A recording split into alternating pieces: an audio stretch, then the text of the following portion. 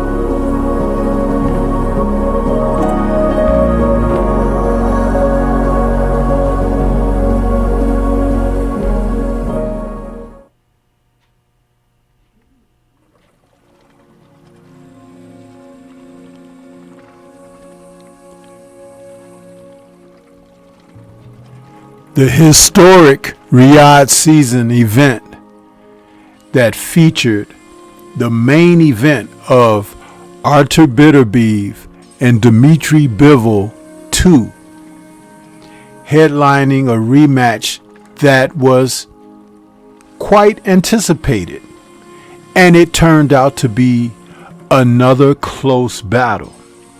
And the undercard gave surprises as well.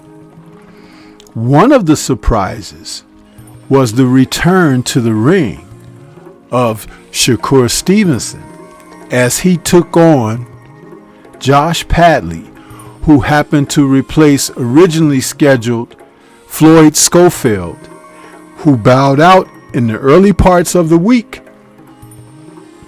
leaving promoters and Turki Al-Sheikh scrambling to try to find a fighter to fill in, because they did not want to necessarily drop a fight off of the card. And as long as they could bring in a quality opponent, it would be an opportunity for them to still keep the level of what they were trying to achieve in this entire promotion. So in stepped Josh Padley, who we last saw in September of 2024 when he took on and upset Mark Chamberlain in a very action-packed fight. Now Padley, who's 29 years of age and entered the bout with an undefeated record of 15-0, hadn't fought since then, but you could tell that Padley was keeping close to fight weight because he made weight for Shakur's WBC lightweight title. Now Shakur, who's now 27-0, he's 27 years of age, I meant to say, pardon me, and now 23-0 with his victory over Padley, is looking to really fortify himself at the lightweight division. The person of interest is Gervonta Tank Davis. Now let's backtrack to Saturday a little bit when we speak on how he brought out his victory against Padley. The fight started out with Shakur setting the pace, jabbing, stepping around, giving angles, pot-shotting Padley basically. But Padley showed bravery. He decided to wade in and try to get some things done against Shakur, and Shakur began to launch a body attack on him. It was eventually the body attack which would bring Padley to his knees a total of 3 times before his corner ended submitting by throwing in the towel in the 9th round. Earlier in the fight, Shakur could be seen where he was showing a little bit of favor with a previous hand injury, and by night's end it turned out that both hands were injured. But this is the thing, going to Padley's body to take away from a guy who didn't have a full training camp with total preparation was an intelligent thing to do. If it was Shakur's corner that advised toward that type of work, or whether he figured that out himself, it's an excellent stroke of strategy, because that's the best way to wear down a person that hasn't put in the proper preparation.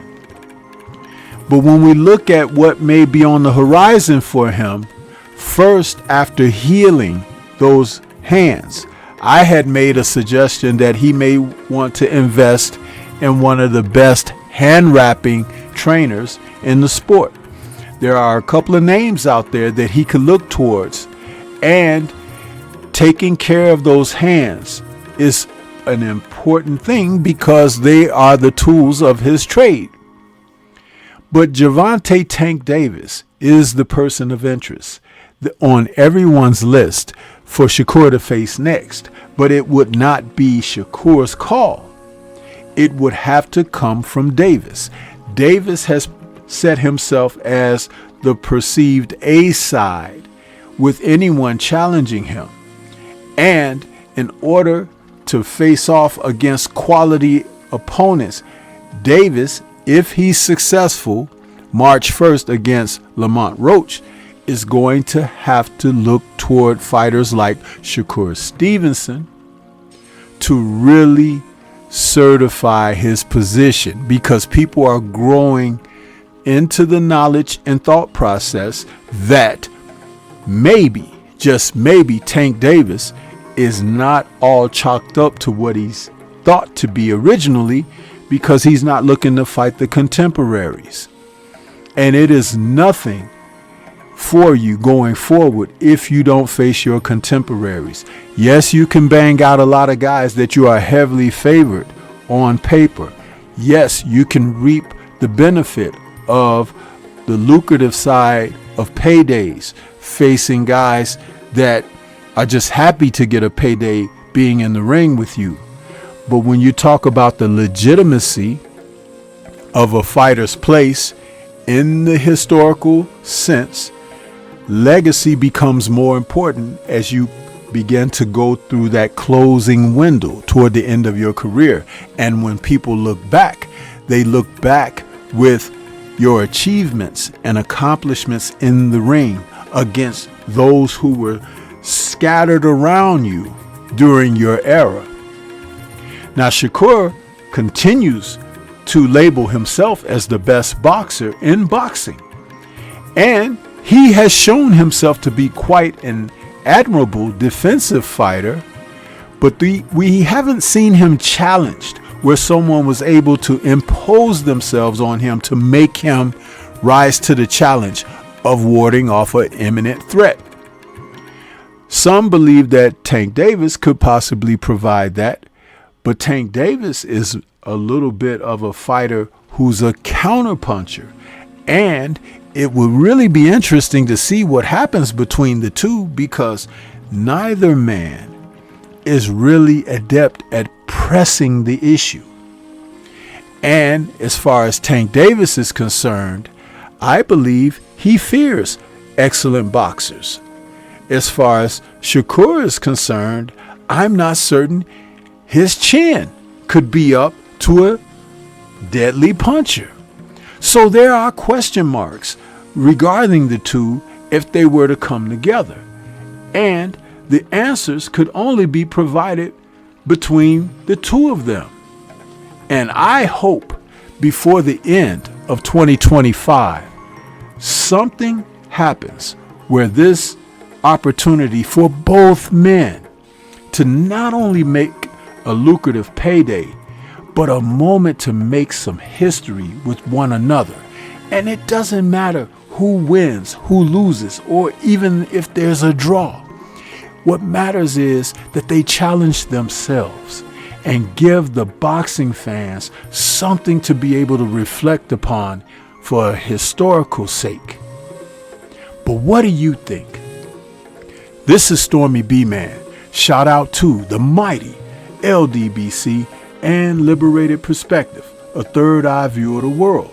For more content such as this, please like, comment, subscribe, and share. Let me know what your thoughts are about these two men and the possibilities of them getting it on sometime in 2025. Would you like to see it? I know that I would. Leave comments and let's discuss further. Peace to everyone out there, and everyone please remain safe.